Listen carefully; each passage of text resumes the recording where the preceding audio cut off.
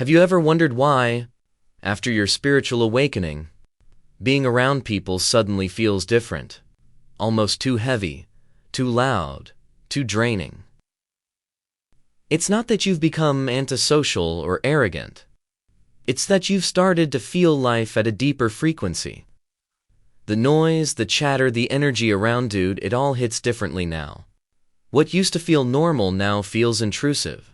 What used to fill you up now quietly empties you. And you can't pretend anymore. You can't force yourself to enjoy spaces that no longer match your vibration. When you awaken, your senses expand beyond the physical. You begin to notice what others overlook.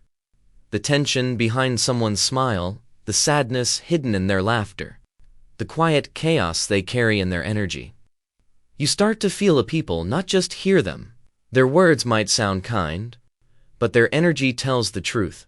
And once you begin to see life through that lens, you can't unsee it. You can't unfeel it. That's why solitude begins to feel sacred. You no longer crave company for comfort. You crave silence for clarity. You're no longer drawn to noise, gossip, or surface-level conversations. You want depth, honesty, and presence. But the world around you rarely offers that. Most people are still running from themselves, filling silence with distraction, mistaking constant connection for meaning. And when you start walking a path of awakening, that kind of energy becomes unbearable.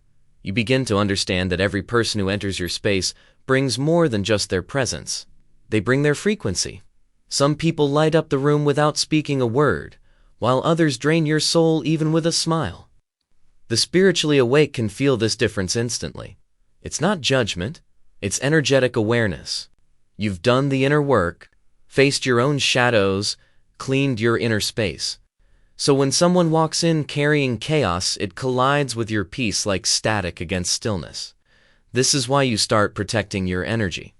You stop opening your door to every visitor, not out of rejection but out of reverence, for your own peace.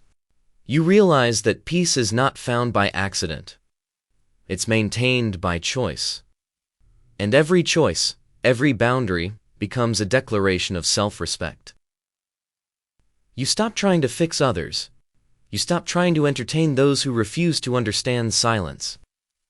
You begin to value stillness over stimulation, alignment over approval. The world may not understand this shift. Some will call you distant.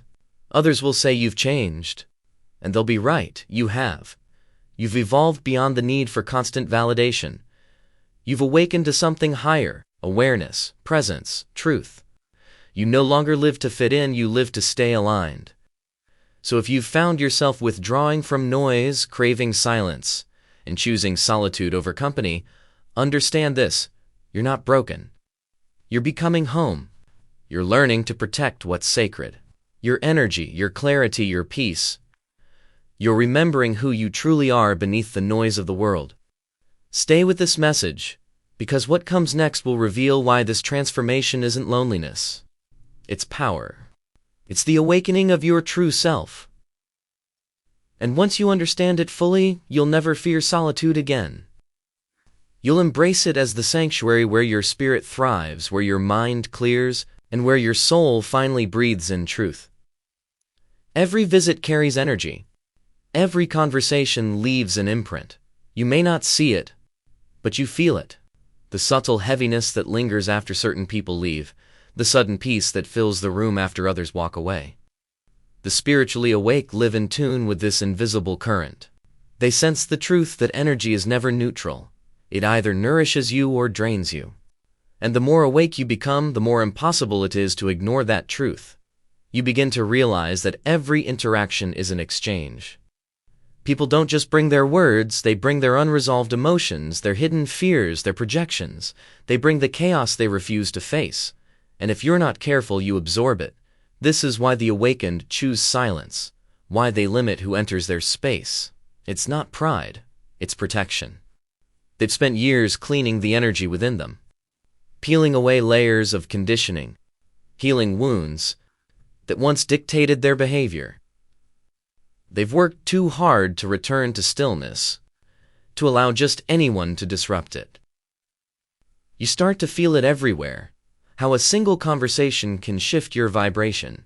How one person's negativity can leave you restless, unfocused, or heavy. And once you see this pattern, you can no longer pretend it's coincidence. You understand that maintaining peace is not a passive act. It's a daily practice of discernment. You begin to ask yourself with every encounter, does this connection expand me or drain me? Does this presence bring clarity or confusion? This awareness reshapes how you see people. You no longer take everyone's words at face value. You listen beyond the surface to the frequency behind them. Some speak gently but carry turmoil. Others say little but radiate peace. The awakened begin to align not with appearances, but with vibration. They stop chasing relationships that exist only in words. They seek those that feel like still water. Calm, honest, alive. But this sensitivity can feel isolated at first. It's easy to miss the days when you didn't notice so much, when ignorance felt like comfort. Now, awareness makes the world feel louder. Every false smile, every hidden intention, every fragment of dissonance stands out like static. You start craving simplicity, fewer people, fewer conversations, fewer masks. You want only what feels real, and the real is always quiet. So you start guarding your space like sacred ground. You stop explaining your need for solitude.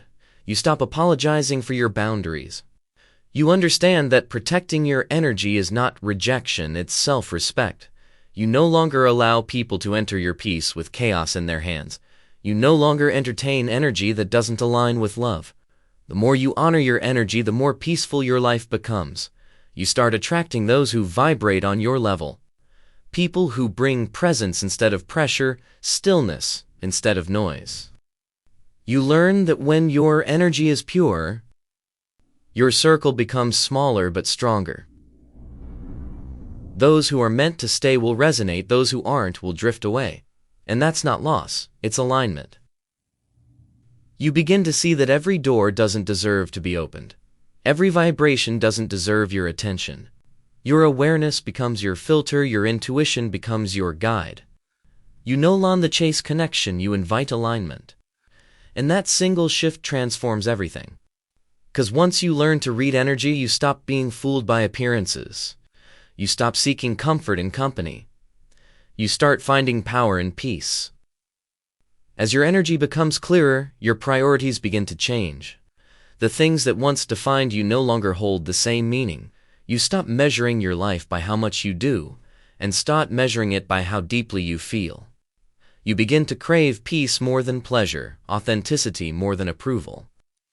What you once chased now feels empty, and what you once ignored now feels sacred. This is the silent reordering of the awakened mind, the dissolving of everything that isn't aligned with truth. The people around you may not understand this shift. They remember the version of you who used to say yes to everything, who used to laugh at every joke, who used to fill every silence with words. But that version of you was shaped by a world that valued noise over depth. Awakening burns that version away. You no longer seek to entertain, you seek to evolve. You no longer desire to be understood, you desire to be real. This change can feel like loss. You'll notice certain relationships fading, not through conflict, but through misalignment. The conversations that once flowed easily now feel forced. The energy that once felt familiar now feels foreign. You can sense when someone's presence